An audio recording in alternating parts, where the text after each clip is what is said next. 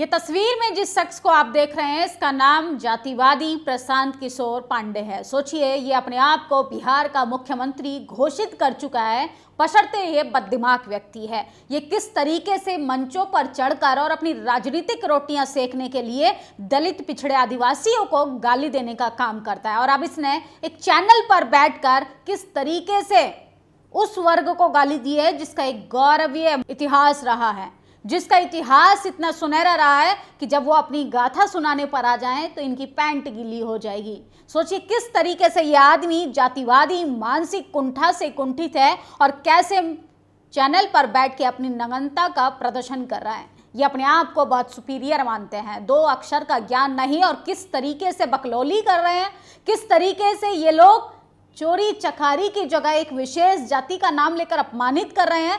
जातियों के नाम पर कब तक कहावतें बनाते रहोगे, कब तक मजाक बनाते रहोगे, कब तक कॉमेडी कर कर ही कर कर हंसते रहोगे, कब तक दांत चियारते रहोगे। जातिवादी लोगों का जब षड्यंत्र और साजिश बेनकाब होगी तो आपको अपने कारनामे छुपाने के लिए कहीं भी जगह नहीं मिलेगी। आपके बाप दादाओं ने किस तरीके से दलित पिछड़े आदिवासियों पर अत्याचार किया है, अगर वो लिखने पर कोई आ जाए तो सोचिए आपको इस अहंकार को बरकरार रखने के लिए भी मोहताज बना दिया जाएगा।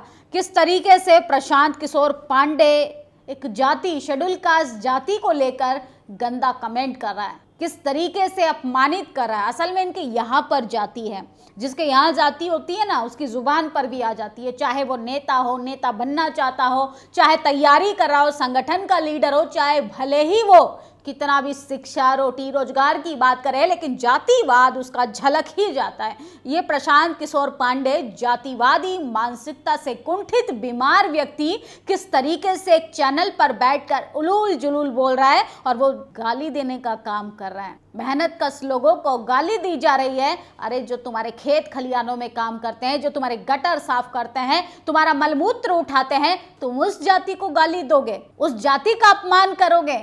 सोचिए किस तरीके से आज़ादी के 78 साल हो गए हैं, लेकिन प्रशांत किशोर पांडे के दिमाग से अभी भी जाति नहीं गई है। अभी भी जातिवाद की बीमारी से इस तरीके से ग्रस्त हैं कि इनके पेट में मरोड़ दिन ब दिन बढ़ती जा रही है। कभी लालू के पीछे पड़ जाते हैं, कभी लालू यादव की पोल खोलने लगते हैं। अरे चारा घोटाला में जिस मिश्रा का नाम था उस मिश्रा को भी तो आप बोला करो, लेकिन नहीं, इनकी तकलीफ दलित पिछड़े आदिवासी नेताओं से है। इनकी राजनीतिक रोटियां दलित पिछड़े आदिवासियों को गाली देने से ही सेकी जाएंगी, क्योंकि ये अपने आप को बिहार का मुख्यमंत्री घोषित कर चुके हैं। इनका ओवर कॉन्फिडेंट किस तरीके से झलक रहा है कि एक जाति को अपमानित करेंगे। अरे प्रशांत किशोर पांडे तक अगर ये वीडियो गई है तो आप थोड़ा औकात में रहिए, क्योंकि बिहार की जनता सामाजिक न्याय की धरती है और की जनता को अच्छे से आता है उड़ती चिड़िया को हल्दी लगाना। जिसको आप कह रहे हैं ना गाली देने का काम करें, अपमानित कर रहे हैं, उस समाज का जब इतिहास जानेंगे ना, पहले जाके 2-4 किताबें पढ़िए, उसके बाद आप डाइवर्सिटी पर बात कीजिए, जाति जनगणना पर बात कीजिए, उसके बाद आप राजनीति करने के लिए हाथ आजमाइए।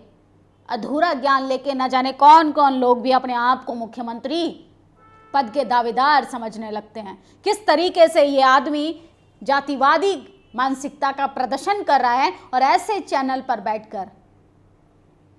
दिलीप मंडल लिखते हैं, चरमकार जाटव रविदासिया चमार मंदिगा मोची अनुरंध धियार एक मेहनतकश जाति के विभिन्न नाम हैं। आखिरी जनगणना में ये देश के सबसे संख्या वाली जाति है। गौरवशाली इतिहास है। प्रशांत किशोर ने इन पर गंदा कमेंट किया है जो कि गैर कानूनी है। #कास्टिस्ट प्रशांत किशोर माफी मांगो। तो सोचिए किस तरीके से ये लोग गाली दे देते हैं, आसानी से गाली दे देते हैं। बहुजन समाज के व्यक्ति इनकी पोल भी खोल दे, इनके बाप दादाओं की करतूतें गिनवा दे तो ये विवादित बयान बताते हैं। और टीवी अखबार में बैठे कास्टिस्ट एंकर और एंकराइन छाती पीटने लगते हैं, बड़ी बड़ी हेडलाइंस लगाने लगते हैं कि जाति की बात कर दी, जाति की बात कर दी, बाबा को अपमानित कर दिया। किस तरीके से ये लोग नग्नता पर उतर आए हैं। किस जाति को चोरी से जोड़कर देखने का किसी को हक नहीं। प्रशांत किशोर जिस व्यक्ति के बारे में बात हो रही है वह दलित जाति का है, वह पूरी जाति को निशाना बना रहा है। शर्मनाक ये भी है कि इस जाति को गाली पर होल में तालियां बज रही हैं। माफ़ी मांगो, और माफ़ी तो मांगनी पड़ेगी। तो सोचिए भारत में हर जाति को लेकर गालियां और कहावतें बनी हैं। पर एक शोध ग्रंथ भी है कि गालियों को प्रशांत जी की जाति को लेकर भी दी जा सकती है, पर कोई ऐसा नहीं करेगा। प्रशांत किशोर को ऐसा क्यों लगता है कि वे दलितों को चोर बोल सकते हैं? राष्ट्रीय अनुसूचित जाति आयोग के प्रशांत किशोर द्वारा नेशनल चैनल पर बैठकर दलितों को गाली देने का संज्ञान लेना चाहिए। ये गैर कानूनी है, कार्रवाई कीजिए वरना ये नॉर्मल हो जाएगा, ये सभी गालियां देने लगेंगे। Prashant Kishor Pandey is casteist person. तो सोचिए ये अपनी मेंटलिटी को किस तरीके से दर्शा रहे हैं, और इनकी सज़ा माफ़ी नहीं है। इनको तो 7 जन्मों तक पश्चाताप करना चाहिए। इनके बाप दादाओं ने जो कुकर्म किए हैं ना, ये कितना भी अपने पापों को धोएं वो छुपने वाला नहीं है। खुले मंच पर प्रशांत किशोर पूरे दलित समाज को चोर बोल रहा है। प्रशांत किशोर को चोरी चमारी ही बोलना था तो पोगा पंडित भी तो बोल सकते थे। दलितों की जातियों को गाली बना दिया गया है। जाति है कि जाति ने शर्म नहीं आती है प्रशांत किशोर तुमको? मेहनत कश जाति को आप चोरी से जोड़कर उनको अपमान कर रहे हैं। और सोचिए किस तरीके से ये आदमी जातिवादी मानसिकता से कुंठित आदमी अगर कल को बिहार का काल्पनिक जो इसके कल्पनाओं में है कि मैं बिहार का मुख्यमंत्री बनूंगा, सोचिए जिसकी यहाँ पर जाति है वो क्या विकास करेगा, क्या एजुकेशन डाइवर्सिटी की बात करेगा, क्या लोगों का विकास करेगा। प्रशांत किशोर एक जाति को चोरी से जोड़कर बोल रहे हैं। हॉल में तालियां बजा रहे प्रशांत किशोर के इन लोगों का मजमा जुटाया है। चैनलों के एंकरों को भी शर्म आनी चाहिए और टोका तक नहीं है। तो सोचिए किस तरीके से मजाक बनाया जा रहा है। प्रशांत किशोर बोल रहे हैं कि हम कोई चोरी चमारी करने वाले लोग थोड़ी हैं कि जेल भेज दोगे। चोरी के साथ चमारी शब्द की सबसे बड़ी आबादी वाली जाति तुम्हारे लिए गाली है। यह अपराध सिर्फ नैतिक नहीं कानूनन भी है। ST/SC एक्ट के तहत इस पर तो कठोर कार्रवाई होनी चाहिए।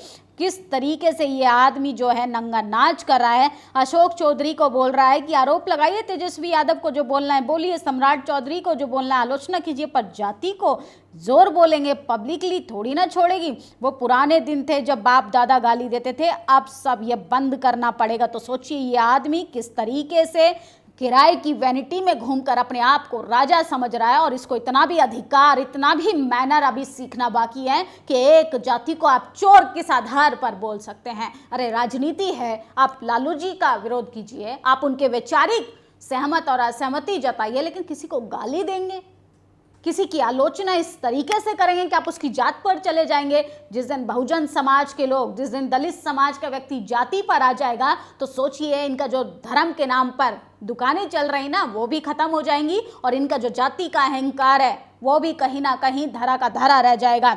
अगर आज प्रशांत किशोर ने माफ़ी मांगने के लिए मजबूर नहीं किया तो मंचों से ऐसे ही शब्द का प्रचलन बढ़ जाएगा। इसे रोकने के लिए हम सबको एक साथ आना पड़ेगा। जब प्रशांत किशोर चोरी चमारी जैसे शब्दों का इस्तेमाल कर सकते हैं, मनुवादी मीडिया में बैठे लोग तालियां बजा रहे हैं, शर्म आनी चाहिए ऐसे चैनलों को और शर्म आनी चाहिए प्रशांत किशोर को। अगर इस पर कोई एक्शन नहीं होता है तो ये मंचों से गालियां प्रचलन हो जाएगी। और सोचिए आम बोलचाल में दलितों को लगातार हीन भावना से देखा जाएगा।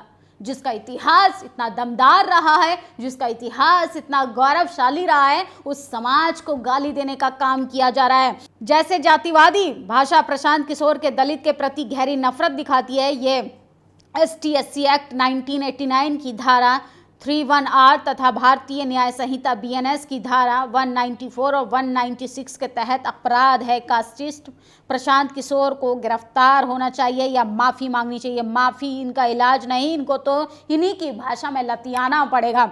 माफ़ी मांगिए प्रशांत किशोर, ये समाज पर कि आपको माफ़ करेगा या नहीं। पूरी जाति को चोर बोलने का आपको किसने दिया? आपके बाप दादा करते होंगे, अब ये नहीं चलेगा। ये सोच रहे हैं कि गले में हांडी पीछे झाड़ू लटका दे देंगे। ये सोचते हैं कि हम इनकी सफाई कर रहे हैं तो इनके अब गालियां भी सुनेंगे। वो जमाना चला गया है। अब ना बहुजन समाज इनकी गंदगी भी नहीं उठाएगा और अब इनकी गालियां भी नहीं सुनेगा। दलितों के प्रति इतना जहर भरा है इस प्रसाद पांडे के अंदर। ये चोरी चमारी के बदले चोरी पुजारी क्यों नहीं बोलते? किस तरीके से जाति के आधार पर लगातार इनके दोहे, शायरी, कॉमेडी, तमाम तरीके की चीज़ें लोगों को टारगेट करने के लिए बनाई जाती हैं। कल सुप्रिया सुले ने आरक्षण का मिजाज आप लोगों को सेटल किया, आज प्रशांत किशोर की उल्टी गिनती शुरू। अब उनका गर्म दिमाग ठंडा करना है।